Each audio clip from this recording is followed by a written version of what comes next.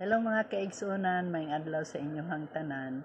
Nagtugon gyud ang Ginoo diri sa Bible, mabasa nato nga dili lang gyud ta mabalaka, dili ta mahadlok. Tungod kay nasayran niya ang tanan mga panghitabo diri sa kalibutan.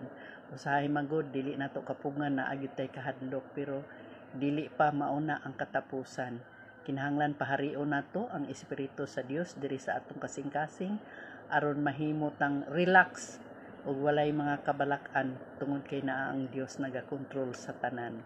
Dayag kaayo sa Ginoo, walay natago, nahibal-an niya na ayaw lang kabalaka. Kinahanglan dawaton nimo siya, ingon ni imong bugtong ug personal nga manluluwas aron ang kahadlok mawag tang kanang tanan.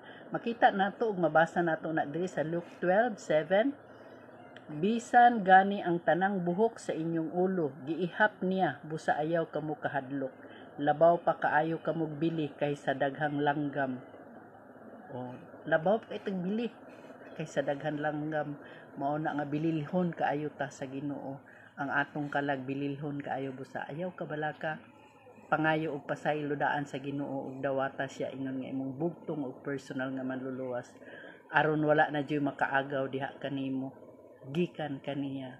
So maura to, salamat kay sa pagpaminaw. God bless.